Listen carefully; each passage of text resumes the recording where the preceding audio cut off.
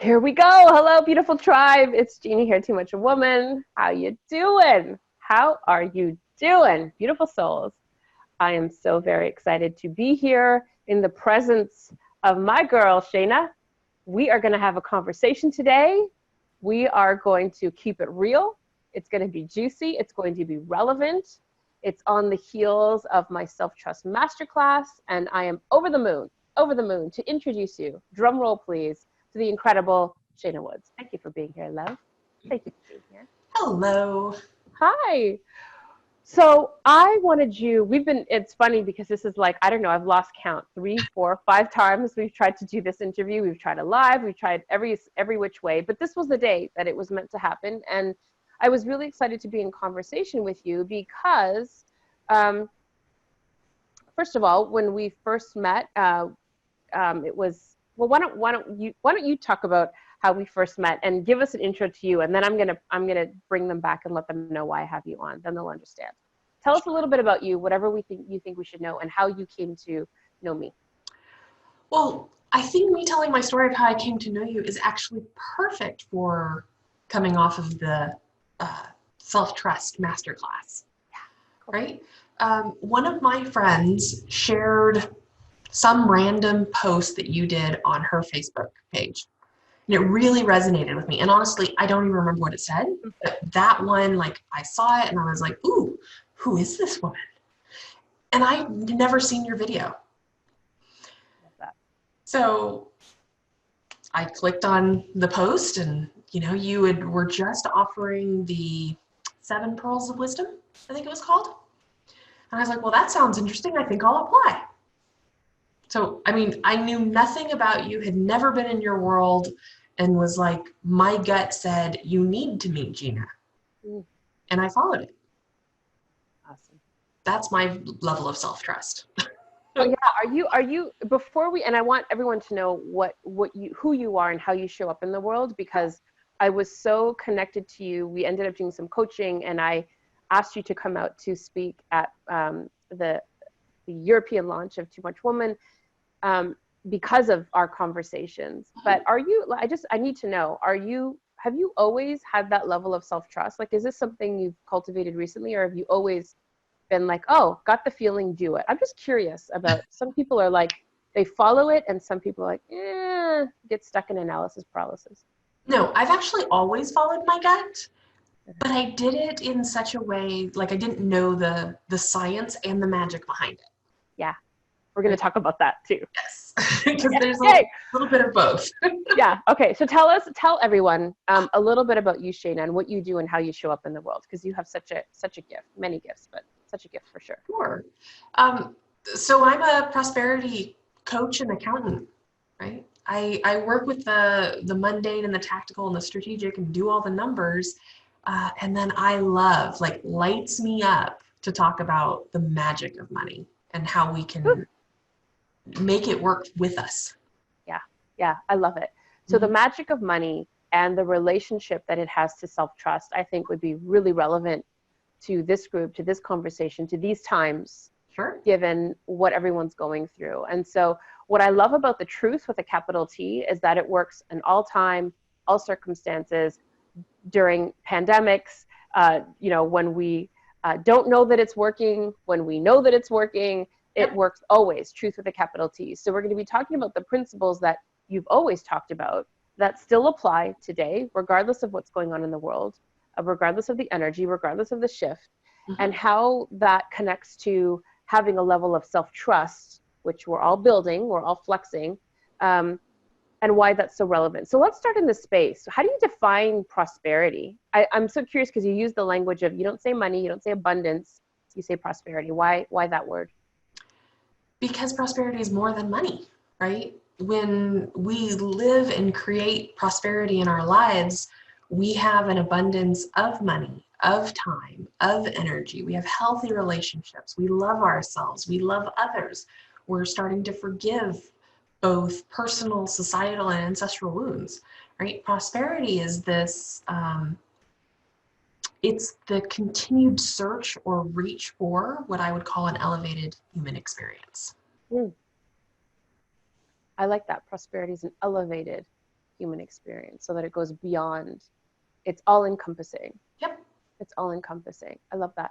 Okay, so let's talk about money magic. Why do you, when you say magic, so the first thing I think of when you say magic is I'm like, ooh, there's like a secret formula. Because I don't know how many people know this who's watching, but I was a magician. I'm a magician. I worked as a magician for a long period of time after I left journalism. Imagine being a journalist and then you become a magician and you're doing like magic shows. Like, there's a long story behind that. But my name was Gina the Genie and I was a magician. And what magicians know is that, number one, there's always a way. There's a secret to the magic. And number two is you never tell anybody. So we're gonna bust through these myths because the secret is really not so secret, and you're actually going to tell us what the magic is. So let's begin in a space. Why do you call it money magic? The simplest explanation of why I call it money magic is because I want it to be fun, right? We take our money way too seriously and we hold on to it way too tight.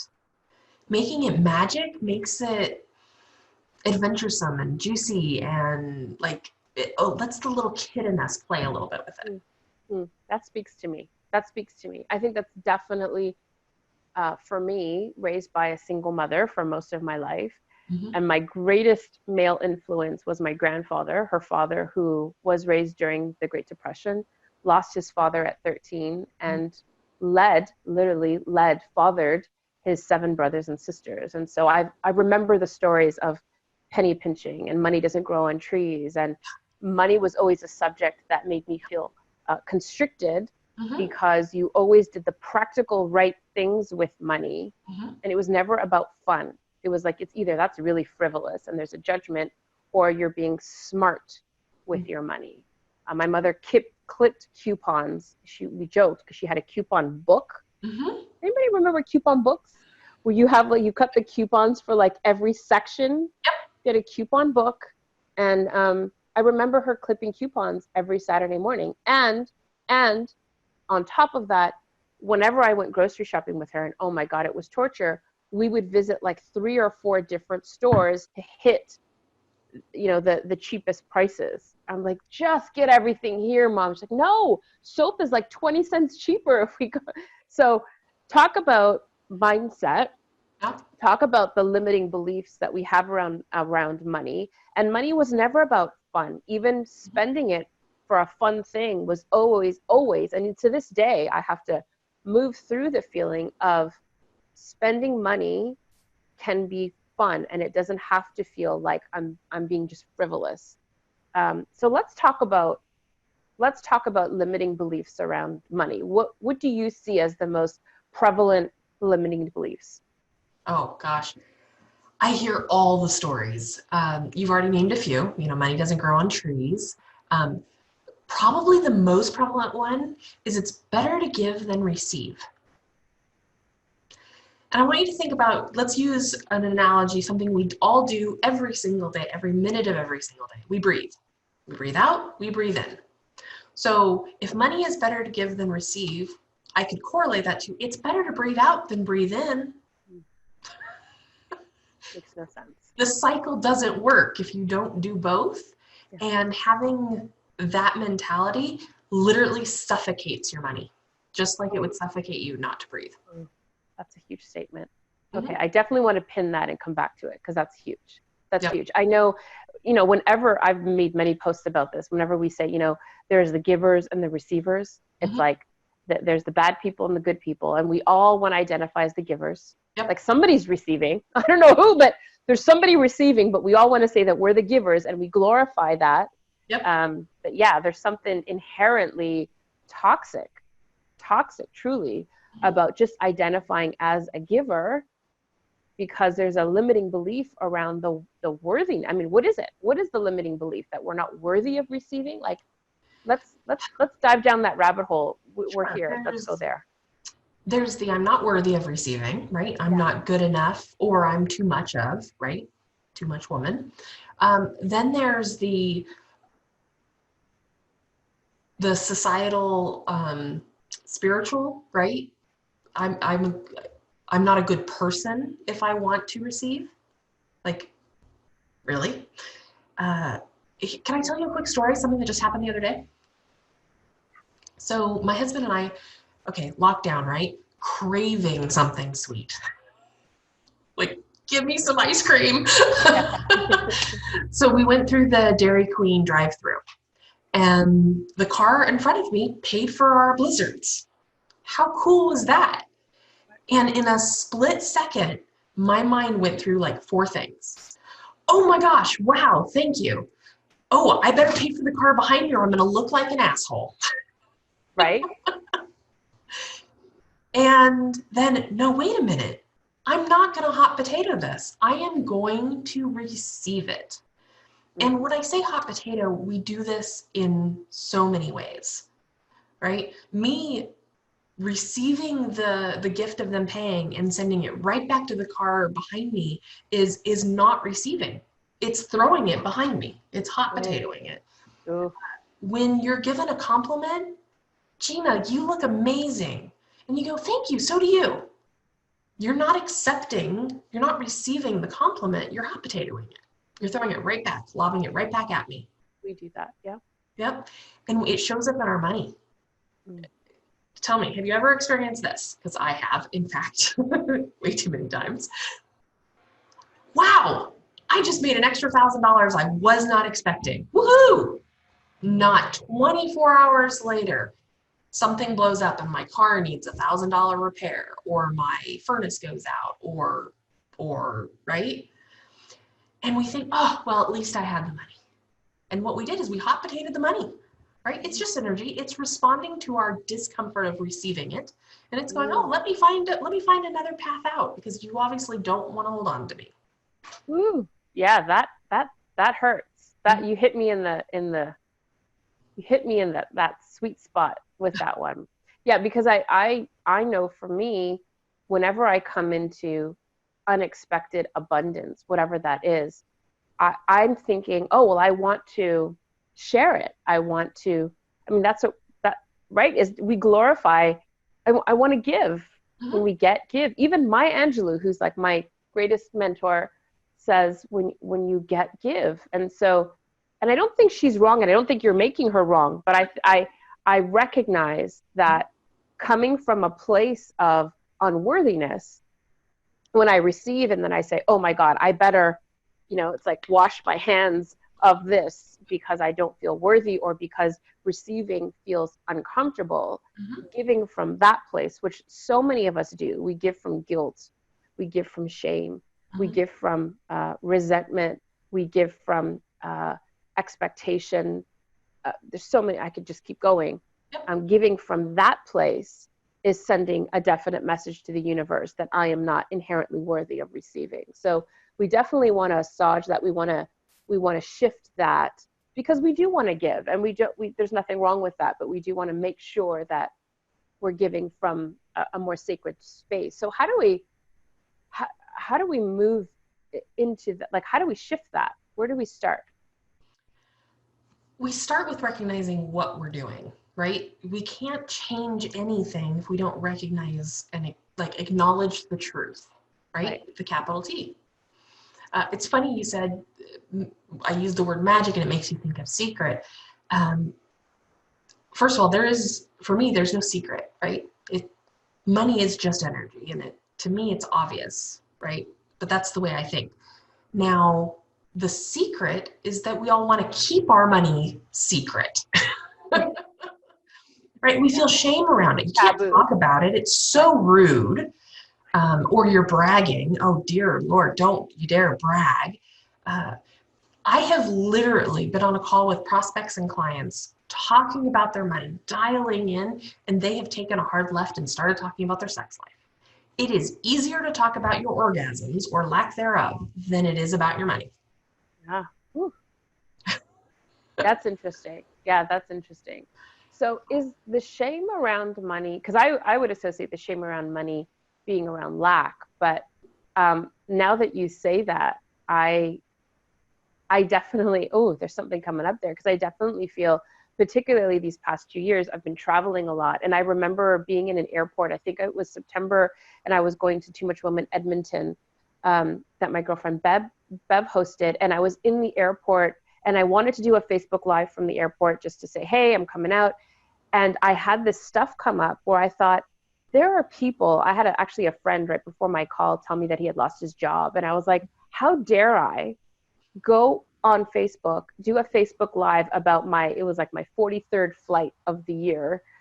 It felt distasteful to be in celebration of my abundance, whether that's abundance of money or abundance of opportunity or prosperity, however that looks. It felt out of taste. And I actually did the live, recorded myself talking about this. And I was very emotional because I realized I caught myself in this space of having shame around self-celebrating, having shame around having, the shame around prosperity. And it's not even I was making big money. It was just the opportunity to be in this beautiful space. And here there are people losing their jobs. So even now, I want to throw it to you, but just now with the pandemic, I recognize that, especially on Instagram, I'm posting a lot of what I'm doing to move my energy, and a lot of dancing and a lot of joy and cooking with my kids, and really recognizing the rub of sharing my celebration. How dare I, when there are people dying, very sick, people who are in deep anxiety and depression. And so it's the rub of how dare I show up in my prosperity, the shame and guilt around that. So can you take us on a little journey around that container? Sure. I've experienced the same thing. I have felt guilty that I'm not suffering while, Yes. the world seems like it's burning down around us. Oh, that's a big one. Let's breathe that in. Yeah. Right? And I felt like I had to apologize for how calm and peaceful and hopeful I feel around all of this. And then I thought, wow, if I don't share my truth, I'm actually contributing to the sickness that is leaking into our society, right? And I don't mean the sickness as in COVID. I mean the scarcity and fear that is infecting people's minds. And if I can touch one person by sharing how hopeful and joyful I feel in spite of everything that's going on, then that person can infect two more. And the infection can spread the opposite direction. So for me, I feel like your sharing of your fun times with your kids and the dancing, that's actually more of service than you being quiet. Yeah, thank you for that. And the language, and I know that when you say it, I feel that, and I know that in my heart, it's the old belief system that wants to resist it, because I want to be loved, and I want to be accepted, and I want to be a good girl, because that's the old programming. When you say that, something came up for me. I feel like it's important that when we can be, I use the language of models of possibility, be a model of possibility for other people. And so when I feel like I'm riding the edge of how I'm showing up, and for me, it's different than maybe everyone watching. For me, sometimes it's talking provocatively about my body or my sensuality, showing up in a way that I hadn't shown up for 42 freaking years. Finally being okay with the fact that I have great tits, and not to be vulgar, but I can show up in this space more comfortably now, and the joy that I have in being good in my body and being the heaviest I've ever been and still feeling good in my body, I choose deliberately to stand in that very uncomfortable place, because I want to be a model of possibility. I want people to see, and it affirms me every time someone says, I see you, and I think maybe I can just put on red lipstick. Maybe I can brush my hair, maybe I can. And that's what we're doing for one another. And all of us, you don't need to be on a platform. All of us are models of possibility for one another. And Shaneh, I will reflect to you that you are a model of possibility for me, in terms of my relationship with my money. It's probably the final frontier of my, it's never the final. When you're done, you're dead. But definitely the one frontier that I have resisted the most. So my relationship with my body was the big kahuna. And now I'm like, where else do I need to put a little bit of light? Mm-hmm. And so if you're watching this and this is resonating for you, what I want to do, and whether or not this has to do with, I want to go back to your original definition of prosperity, because this is a conversation around abundance and money and receiving. But let's be expansive and address that it's all the ways that we receive. So let's knock down another limiting belief around money. Let's circle back. What else do you see is very prevalent? Let's see. That wanting and having more than you need is greedy. Right? Hey, let's settle in. Tell us more. Well, so I have this series of questions I will ask clients right when they first come on, trying to narrow in where their most painful money story is lying. And one of the statements that I'm like, fill in the blank, wanting more than I need is fill in the blank. Most, I won't say all, but most say greedy. And then the next one is having more than I need is fill in the blank. Most, but not all, will say something like, oh, that's freedom, or that's exciting. And I'm going, wanting more than you need is greedy, but having it feels good. That split personality kind of thing going on there isn't going to work for you, right? You can't think of, on one hand it's good and on one hand it's bad, right, and it actually show up in your life in the way you want it to. Right. So that takes us back to a lot of the language that we use in the personal growth world is alignment, but really what you're speaking to is alignment. So I can say, I want to call in abundance, which is true. Mm-hmm. And I can also have an aversion to having, because I have a belief that, people with money aren't good people. And that's like a huge thing that I aspire to be as a good person. Or, having money is dangerous because I have evidence.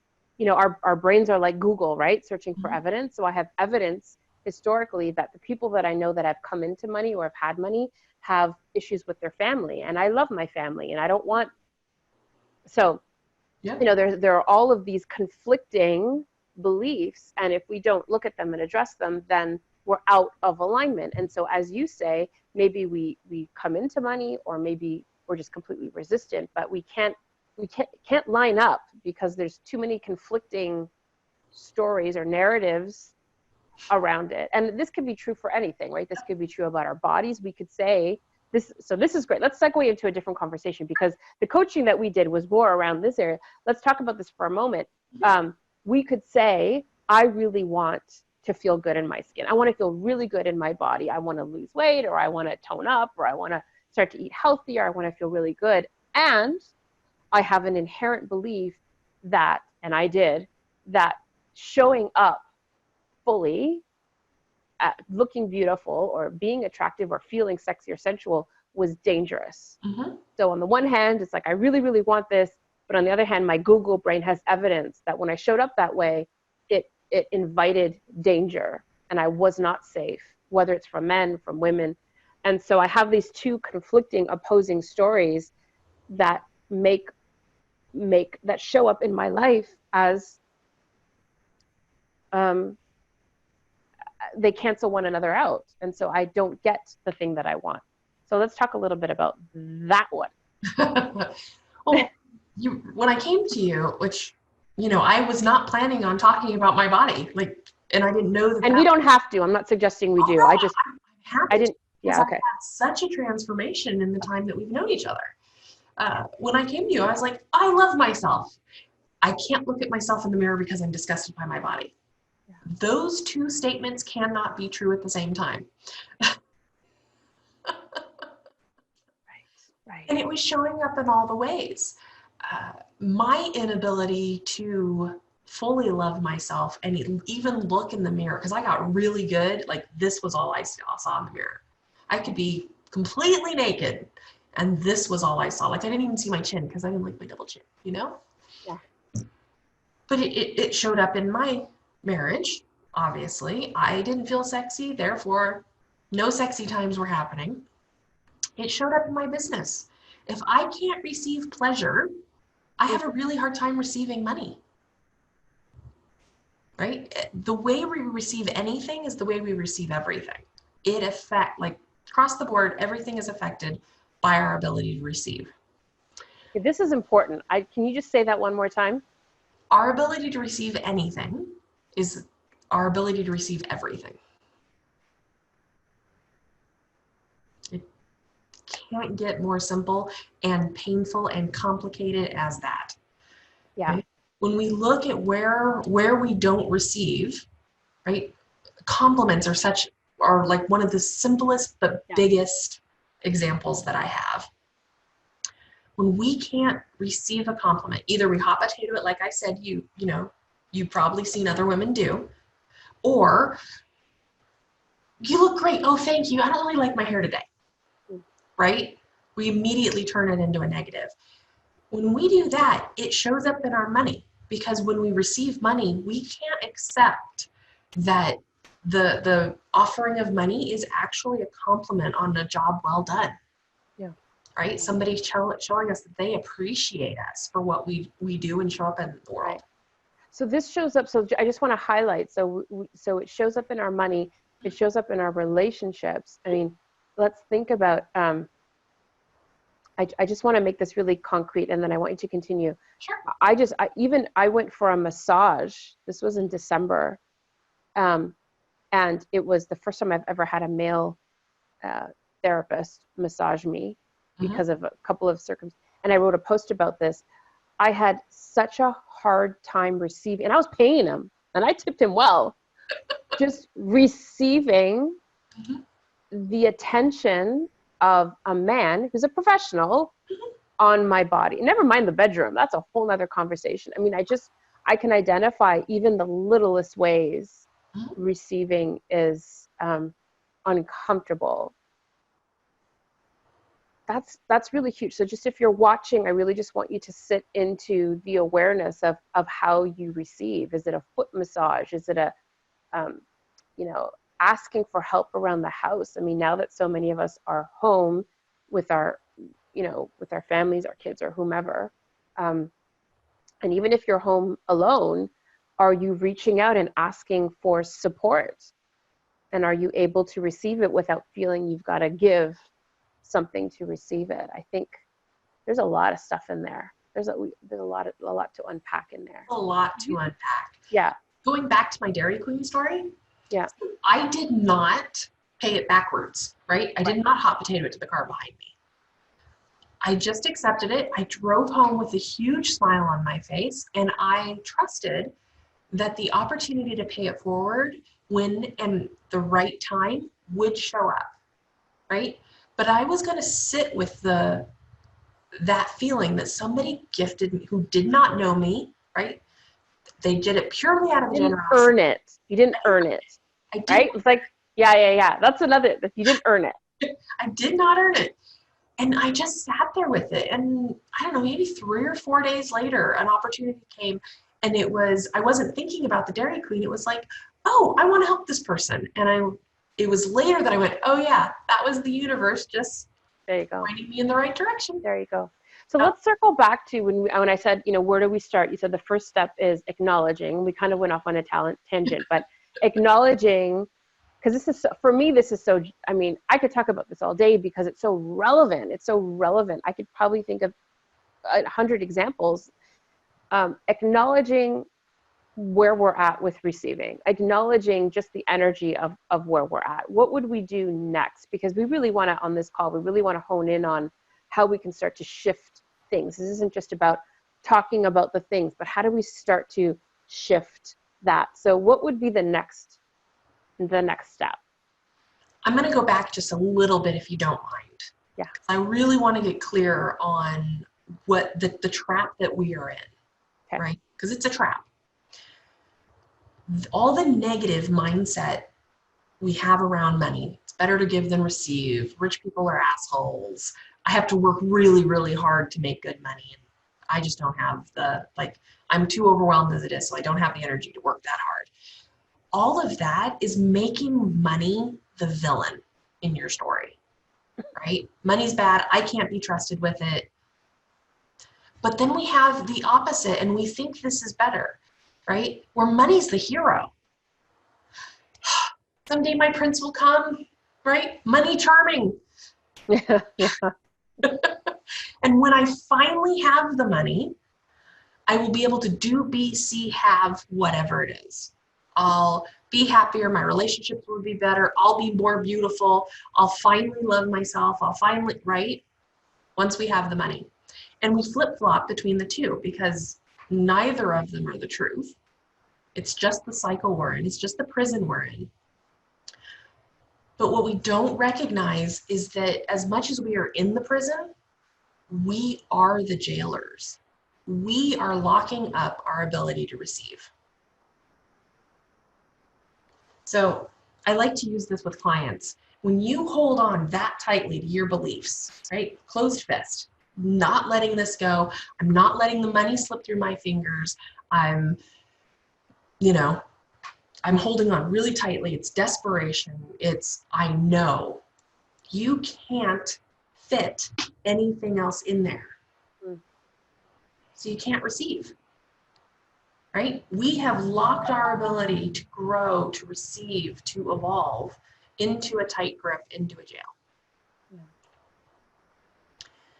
The next step, right, now we recognize the truth. That's been our past, right? That's the old version of us. And honestly, just listening to this conversation starts the shift, right? Yeah. It's awareness. When we loosen our grip just a little bit, I kind of have like the Disney picture in my head where you start seeing sparkles come out of your hand. Magic starts to flow, the energy starts to blossom. Yeah. Once we acknowledge the truth, whether it's a personal story, it's societal story, it's ancestral, right? So many of us have learned from our grandparents and great-grandparents of the Great Depression, which is one of the reasons why our society at large holds so tightly. Yeah. And nobody's wrong. Like, I'm not making the greatest generation the bad guy, but it's a story we've absorbed. Yeah. And it doesn't need to be our reality any longer.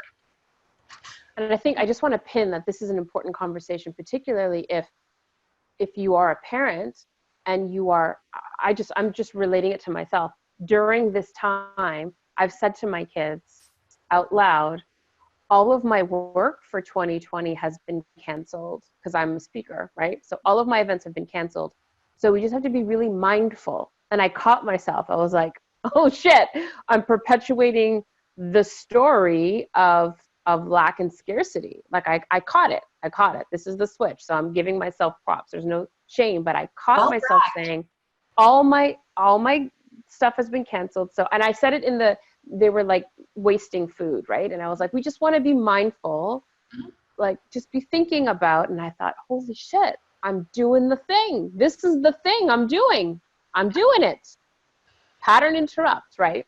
Okay. So this is an important time because people are getting laid off, because people are not able to work, because people who are entrepreneurs are closing or have to close their brick and mortar businesses. So I wanted to just highlight, because this is so timely, that there is all the scarcity is going to rise to the surface during this time. So to be really mindful, this is so timely. Okay, sorry, continue. Sorry, I had to. And I honestly think this makes my message, I mean, like, this is information people need. Like you said, the truth with a capital T is relevant no matter when, no matter what's going on in the world. And right now, people can almost hear it on a different level because it's so in your face, right? With the scarcity and the fear.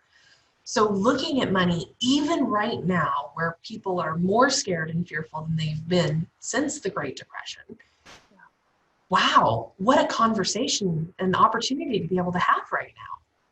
Like, we can really shift some stuff. Right. Right.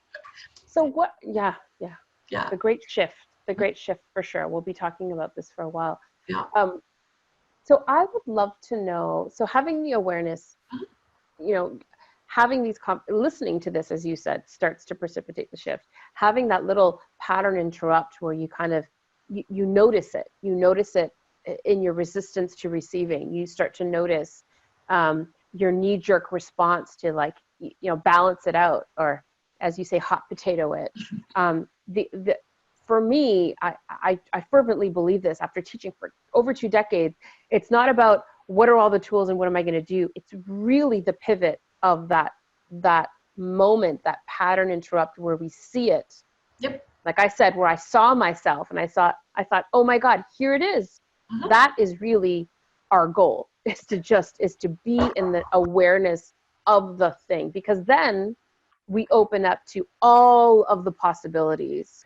Okay, so Shaneh, let's talk a little bit about once we have the awareness. Like for me, just when I caught myself saying to the kids, let's just be careful, because I don't know about the income, but let's just be careful. What do we do in the moment where we have the awareness that we're not receiving, that we're resistant to, that we're hot potatoing? Let's talk about how we start to change the behavior. So we've recognized that we're in an old story, and I call it the fantasy story, right? The hero and the villain. When we recognize where we're at, and this is what you did, oh, wait a minute, I'm doing this. I'm choosing to make a different choice, right? For a while, it's a conscious decision. Now, what I work with my clients to see is that the relationship with money, and honestly, I hate that phrase because too many people are using it, but I don't know a better way of explaining it, it's like any other relationship, right? You have to treat it like a relationship. And what does a relationship take? Trust, right? Which is acknowledgement of where you're at, forgiveness for anything you've done wrong or your part in the scenario. You have to have a vision of where you want to go in the future, right? What that looks like, and like the accountability to get there, and a commitment to making it happen. And when you can have money as a companion, wow, because a true companion, and I am an avid reader and I love fantasy movies. So let's just think of like Harry Potter, Okay. Right? A true companion, Ron and Hermione, right there with Harry, going through all of it. And there is nothing that Harry wanted that they didn't want for him, and were all in and committed to making happen. So that's the relationship we want to have with our money. Is that what you're saying? Yep. Okay. That it's for us. It wants for us. Is that what you're saying? Yeah, there's nothing we want for ourselves that it doesn't want for us in better, more abundant, beautiful ways than we can even imagine. Okay. Right? So making the choice, right? The conscious decision, like catching yourself in the moment, like I did with Dairy Queen. Oh, I could hop it. Oh, no, wait a minute. I'm going to receive that. Mm-hmm. Breathe it in. Yeah. And then accept it. Yeah. I like to play games with my money. I was in Bali recently, and every time I got a message of scarcity, oh, Shaneh, are you coming? COVID's going on. You got to come back home. You got to hold on to your money because you don't know what's going to happen when you get back. I went, I'm going to continue living it up, because that's what I was doing in Bali with my husband. It was amazing. Yeah, you were. Yeah. So instead of shrinking, I chose to step up. Now, it didn't have to be a big, like, I'm not suggesting that somebody in these times takes every penny they have and throws it into a new investment or creating a new business. I mean, if that's what they're called to do and they're trusting themselves, absolutely. But not as a game. Yeah. For me, it was the prosperity game. The rupee is ridiculously low in comparison to the US dollar, right? Like 100,000 rupees is $70 maybe, or no, $7, excuse me. So 1 million rupees is $70. Mm. So I was like, every day I am going to spend $1 million more rupees than I did the day before. And then I accepted all of my receipts in rupees instead, 'cause they could print it out either way. Because my mind, when I read that I spent 5.2 million, I feel it as dollars. Mm. And Right. it feels so abundant. Mm. So that's what we do. That's the next step. Find a way to play with it. Yeah. When somebody pays you, when you receive a payment, whether it's online, cash, you find a penny, you pick it up, celebrate finding that. Yeah. Right? I have a favorite song that I play. When people pay me, I play the song and I dance. Every time. What's the song? Money, money, money, money. I'm trying to think of like a good money song. Like, I guess it doesn't matter what the song is, as long as it makes you feel good, right? Yep. Mine is A Change is on the Rise. Oh, okay. Oh, And it's wow. got this really sexy bass beat. Nice. I just start grooving to it. Yeah. Yep. I have every time I pay for something, I have a habit. I started this a long time ago saying, there's more where that came from. Mm-hmm. So just kind of under my breath, like whatever I'm paying, Yep. I've created a habit of saying, well, there's more where that came from. Because Mm-hmm. it feels, because I used to pay and feel this like, judgment. Like even, it's so funny because even just last week I was grocery shopping and I hadn't gone grocery shopping in weeks because I'm really trying not to go out. And I finally was grocery shopping. And so I decided I was going to like go over the top. Like I bought a lot, a lot of food. And the bill, like when I went to go pay, it was like a couple $100. And I was just like just, I had that old tightness. Like I have the money. It's just this, what are you doing spending so much money, and like, don't be wasteful. I don't know. And I just had to repeat back to myself, there's lots more where that came from. There's lots more where that came from. And what I love about that, because once I get people feeling the joy of receiving, I also want to teach them the joy of not giving as in a charitable way, but sending it out into the universe. Right. Paying your bills. When we write a check, give them our debit card, whatever, or look at our bank statement and see that money's gone out and we resent it, or we're worried, oh gosh, now I only have so much, that energy is attached to that money. And now it's infecting somebody else's bank account and their relationship with money. Right? So when I write a check, I put some sort of prosperity message on the memo. Literally seal my envelopes with a kiss. I look at when I've paid money out or when I see an automatic transaction come through, I am so grateful for the benefits I've already received, right? I'm just paying for something that I'd received the benefits from, and wow, how awesome is that? Thank you, more please. I love that phrase. Yes, please, more please. Yep. So gratitude and then asking for more. And that can feel icky when you think that receiving is bad, right? Or you feel unworthy. And I like to unpackage worthlessness for people, right? Worthless. Most of my people are business owners, though I see it show up in employees as well, because when you feel like you are worth less as an employee, you have a hard time asking for a raise, or you accept a position that is offered to you because, hey, at least they offered it to me, even though it's $15 an hour less than what I was making before. As a business owner, it's not knowing what to charge or how to charge. Like, oh, I have to wait until I'm the expert before I can actually charge real money, right? It shows up in imposter syndrome. Or it shows up, like I said, we keep money away. We're really good at receiving it, and then we hot-potato it right back out. Yeah, I see that a lot in where that's really prevalent for me is, people pleasers and overgivers. And it's almost as though, because it's so glorified, I want to underline this because this is like a societal brainwashing. It's so glorified, the giving woman, the woman who lives for her family, the woman who sacrifices for her family. It's so glorified. We look at like Mother Teresa, like, a lot of people, there's a lot of criticism now about people in, Hollywood or stars, like, who are playing, songs, or I see when I read some of the comments that they're doing live concerts. People are like, put the guitar away and put your money where your mouth is. And like, there's just so much condemnation around doing more, giving more. Like, what else have you done? Like, a lot of criticism around Oprah. Even I can't believe people criticize Oprah, but it's like, she's got so much money. Like, oh my God, like this. So